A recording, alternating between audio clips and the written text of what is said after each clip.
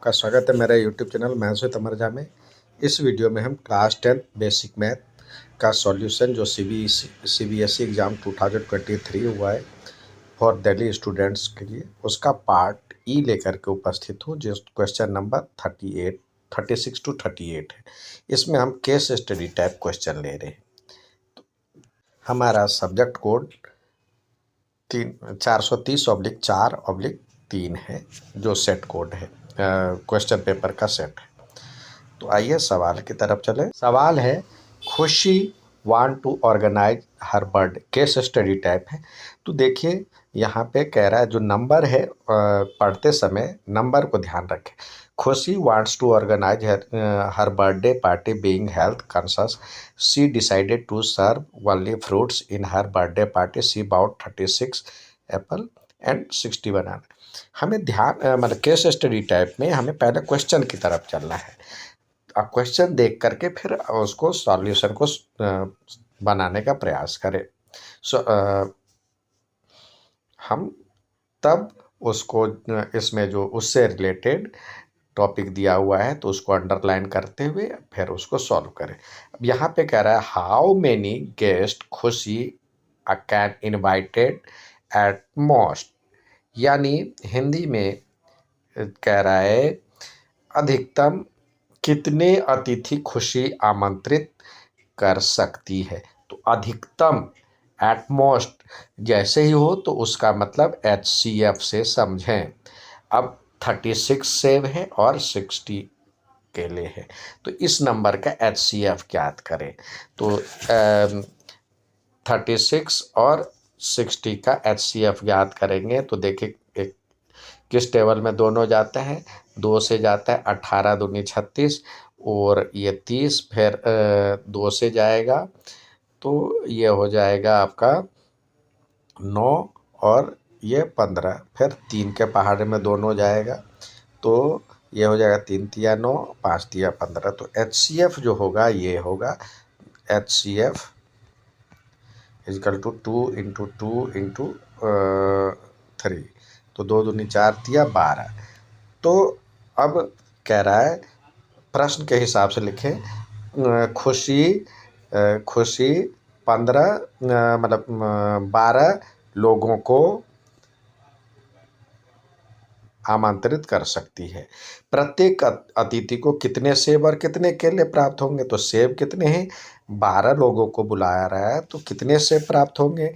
तो 36 divided by 12, और ये सेब है और केला जो है 60 डिवाइडेड बाय 12, तो ये बराबर में 3 आ गया, 3 से मिलेगा, और ये 5 केला। तो प्रत्येक को जैसे आंसर दिया हुआ है, प्रत्येक को 3 सेब और 5 केले प्राप्त होंगे। ठीक है। अब अगला कह रहा है, यदि खुशी 42 आम और जोड़ना चाहती है तो अधिकतम कितने अतिथि हो। तो 42 आम, अब फिर से अधिकतम के लिए क्या होगा, 36, 60 और 42 का HCF ज्ञात करें। तो कौन से पहाड़े में तीनों आ रहा है, देखिए तो 2 के पहाड़े में आ रहा है ये 18, और ये जो है 30, और ये 14। अब किस पहाड़े में तीनों आ रहा है, ये देखिए 3 के पहाड़े में आ रहा है। अब चाहिए तो आप अभाज्य गुणनखंड विधि से भी या ऐसे 36 को लिख सकते हैं। 36 को अलग करेंगे तो 2 से करते हैं तो 18, 2 से करते हैं तो 9, 3 से करते हैं तो 3, इसी प्रकार 60 को करेंगे तो 2 से करेंगे तो 12 मतलब 30, फिर 2 से करेंगे तो 15, फिर 2 से नहीं जाएगा, 3 से करेंगे तो 5, 5 से करेंगे तो 1, और इसी प्रकार 42 का करेंगे, 42 का करेंगे तो 2 से करेंगे तो 21, फिर 2 से नहीं जाएगा तो 3 से करेंगे 7, तो 7 से करेंगे। तो इस प्रकार हम देखते हैं 36 बराबर लिख सकते हैं 2 × 2 × 3 × 3 और 60 को लिख सकते हैं 2 × 2 × 3 × 5 और 42 को लिख सकते हैं 2 यहाँ पे जो 2 × 3 × 7 तो HCF जो होगा जो दो सभी में है 2 और 3 तो बराबर 6। तो अब अगले में कह रहा है जो अधिकतम कितने लोगों को बुला सकती है। अब अधिकतम ये इंक्लूड होने के बाद तो 6 लोगों को 6 अतिथि को बुला सकती है। अब अगला सवाल कह रहा है 1 दर्जन केले 60 रुपये में है, 1 सेब 15 रुपये में है और 1 आम 20 रुपये में है। तो 60 केले बराबर में 1 में 12 होता है, 12 दर्जन तो 60 डिवाइडेड बाय 5 60 डिवाइडेड बाय 12 तो 5 दर्जन हो जाएगा। तो 5 दर्जन केले का दाम क्या हो जाएगा। 60 केले का दाम बराबर में हो जाएगा 12। देखिए 5 दर्जन है तो 5 × 60 तो 300 और 1 सेब 15 रुपये का है तो 36 सेब का मूल्य दाम क्या हो जाएगा 36 × 15 जिसको गुना करेंगे तो ये आ गया 540 रुपये। और 42 आम, एक आम दे रहा है 20 रुपये का तो 42 आम का मूल्य हो जाएगा 42 × 20 तो 840 रुपये। तो कुल कितने खर्च हो रहे हैं तो इन तीनों को 840 540 और 300 को जोड़ेंगे तो 0 0 0 तो ये 0 4 4 8 8 5 13 3 16 1680 रुपये टोटल खर्च होंगे इसमें 1680 रुपये खर्च होंगे। अगला सवाल आपसे पूछ रहा है नीचे दिए गए आकृति को ध्यानपूर्वक देखिए और ऑब्जर्व दिस फिगर। अब इसमें पूछ रहा है जो ये जो फिगर है उसमें दोनों आकृतियों को देखकर समरूप बताएं। समरूप यानी समान रूप है तो देखिए समरूप एक जैसा रूप है यानी संगत भुजाओं का जो सिमिलर पूछ रहा है name of the figure where the similar. तो सिमिलर के लिए क्या होता है एंगल सारे एंगल बराबर हो और करस्पॉन्डिंग साइड इक्वल हो तो करस्पॉन्डिंग साइड फिक्स रेशियो में हो। तो देखिए यहाँ पे जो सवाल है इसमें देखिए इसका ये डबल है, इसका ये डबल है, इसका ये डबल है, इसका ये डबल है यानी सेम रेशियो है। यानी AB में PQ इजिकल टू QR इसके लिए लिखना है BC में QR। तो इसी तरह सारी भुजाओं तो 1:2 हो रहा है और ये एंगल 85 है तो ये भी 85 है, ये 70 है, ये भी 70 है, ये तो सिमिलर हो गया। अब अगले में देखते हैं यहाँ पे 3.5 है, यहाँ पे 3 है, यहाँ पे 3 है, यहाँ पे 3। तो ये देखिए इसका और इसका रेशियो और यानी AB में PQ इज BC में QR है तो ये तो 3 बाय यहाँ पे ये और ये इसका रेशियो मतलब एक जैसे नहीं है जैसा इसका था।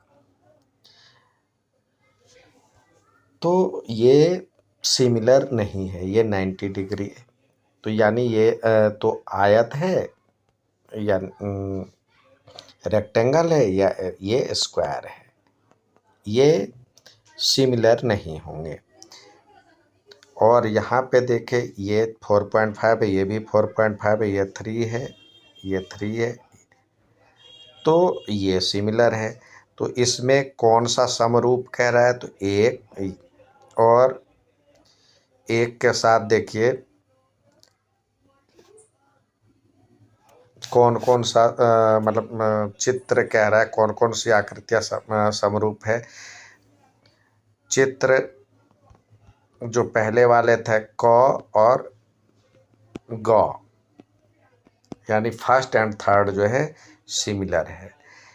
अब कह रहा है सर्वांग सभी भुजाएं एक ही अनुपात में मतलब एक जैसे ही हो, इक्वल हो। तो ये और ये और ये,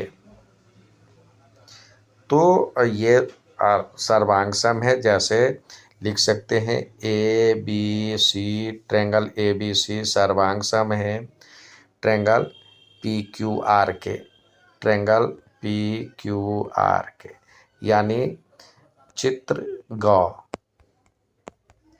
अब कह रहा है सिद्ध कीजिए कि सर्वांगसम त्रिभुज समरूप भी होते हैं परंतु विपरीत नहीं है। सर्वांगसम यानी इंग्लिश में prove that congruent triangles are also similar but not converse. तो सिमिलर के लिए देखिए सिमिलर के लिए क्या क्राइटेरिया होता है। सिमिलर के लिए लिखा तो यहाँ पे देखिए फिगर सी में देखते हैं क्या है इसमें। ये सिमिलर है, सिमिलर के लिए क्या चाहिए, जब तीनों यहाँ पे टू कह रहा है prove that congruent triangles are also similar. तो कन्ग्रुएंट ट्रायंगल के लिए क्या होता है, कन्ग्रुएंट ट्रायंगल के लिए होता है जो कि जैसे ये और ये कन्ग्रुएंट ट्रायंगल है। तो इसमें देखिए ए बी बराबर में पी क्यू है और इसमें बी सी दूसरा side corresponding side B C is equal to Q R है और पी आर, तो यहाँ पे sorry A C is equal to P Q है। तो ये तो क्या हो गया सिमिलर यानी कन्ग्रुएंस था। अब सिमिलर के लिए क्या चाहिए, सिमिलर के लिए होता है corresponding angles are equal and corresponding sides are in same ratio. तो यानी हम इसको जब हम करस्पॉन्डिंग साइड्स करते हैं तो देखिए क्या होता है ए बी अपॉन में पी क्यू करेंगे। यहाँ पे दिया हुआ आप वैल्यू भी रख सकते हैं 2 और ये दिया हुआ है इसका, ये दिया हुआ है 3 और ये दिया हुआ है 4.5 और बराबर में पी क्यू कह बी सी अपॉन में क्यू आर अपॉन में बराबर में ए सी अपॉन में पी क्यू रखने का प्रयास करते हैं। तो क्या होता है ए बी अपॉन में ए सी जब हम रखेंगे तो ये भी 2 अपॉन में 2 और ये 3 अपॉन में 3 और ये 4.5 अपॉन में 4.5, तो यानी सेम रेशियो में हो गया। तो ये कर सेम रेशियो हो गया तो corresponding sides are in same ratio. तो बाय एस ये ट्रायंगल ए बी सी जो है सिमिलर हो जाएगा ट्रायंगल पी क्यू आर के जो कि corresponding sides are in same ratio. अब इसी प्रकार हम दूसरे में चलते हैं। इसमें देखते हैं ये दिया हुआ है सिमिलर है, कन्वर्स प्रूफ करते हैं सिमिलर है, तो ये कन्ग्रुएंट होगा कि नहीं होगा। तो देखिए सिमिलर तो दिया हुआ है, तो यानी angle D equal to angle S है, ये तो करस्पॉन्डिंग मतलब angle A equal to angle B है, angle B equal to angle Q है, angle C is equal to angle R है। तो इस तरह से तो चारों सभी एंगल तो बराबर है। अब हम करस्पॉन्डिंग साइड की बात करें तो ये तो कन्ग्रुएंट है फिगर की बात करते हैं हम, ट्रायंगल में भी ऐसे ही होता है। तो जब हम इसमें बात करेंगे तो ये 2 में ये 4, लेकिन बराबर नहीं है। इसमें तो कन्ग्रुएंस के लिए तो चाहिए बराबर, A B is equal to is not equal to P Q है, तो ये करस्पॉन्डिंग साइड्स बराबर नहीं है, तो इसलिए ये कन्ग्रुएंट नहीं होगा। तो इसी प्रकार आप ट्रायंगल में भी बना सकते हैं, ट्रायंगल में भी कोई एक फिगर लेकर के बना सकते हैं, तो ये नहीं संभव है। अब कह रहा है what more list needed for two similar triangle congruency, तो उसके लिए क्या क्या चाहिए, सिमिलर ट्रायंगल के लिए क्या क्या चाहिए। ए एस ए रूल है, रूल लिखना है कौन कौन सा, तो एंगल और साइड, करस्पॉन्डिंग साइड और एंगल का सेम रेशियो होना चाहिए। ए भी हो जाए तो भी सिमिलरिटी प्रूफ हो जाए, दो एंगल भी, या एस एस एस ये तीनों हो जाए, या एस ए एस ये चारों, और एक और है आर एच एस। ये 5 नियम उसको फॉलो करें तो ये आपको, तो इसमें कह रहा है what more is list needed, तो लिस्ट नीडेड इसमें क्या है, यदि दो करस्पॉन्डिंग एंगल बराबर हैं तो ट्रायंगल जो होगा वो सिमिलर हो जाएगा। ठीक है, नेक्स्ट देखते हैं। अगला सवाल कह रहा है, ये इस तरह से दिया हुआ है। अब सीधे हम सवाल को प्रश्न की तरफ चलते हैं। सवाल जो पूछ रहा है, find the coordinate of a point of intersecting of diagonal A C and B D, तो ए सी और बी डी के डायगोनल को निकालना है, मतलब इसके जैसे ये ए सी है और ये है, तो इसका जो मिड पॉइंट है, मिड पॉइंट को निकालना है। तो हम एस का मिड पॉइंट जैसे होगा तो दोनों का एक ही होगा, आप चाहें तो अलग अलग निकाल लें। ए सी का मिड पॉइंट आप जानते हैं, जो कि ट्रायंगल जो है रेक्टेंगल और शेप में है, तो रेक्टेंगल का जो डायगोनल होता है इंटरसेक्ट एंड बाइसेक्ट करता है। 7 और 1, तो x बराबर हो जाएगा 7 प्लस, इसका निकाल लेते हैं, इसी का निकाल लेते हैं, 7 + 1/2, इसमें भी 7 + 1/2 आएगा, तो ये आ जाएगा 4, और y = 5 + 1/2, 5 + 1/2, तो ये हो जाएगा 3। तो इसका कोऑर्डिनेट हो जाएगा, कोऑर्डिनेट ऑफ मिड पॉइंट, इसका इंटरसेक्टिंग पॉइंट 4 और 3।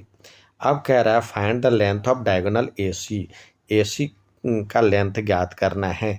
तो फॉर्मूला क्या होता है, x2 - x1, x2 - x1 का स्क्वायर प्लस y2 - y1 का स्क्वायर। तो यानी x के कोफिशिएंट का डिफरेंस, तो ये 7 में से 1 गया तो 6 का स्क्वायर, और प्लस 5 में से 1 गया तो 4 का स्क्वायर।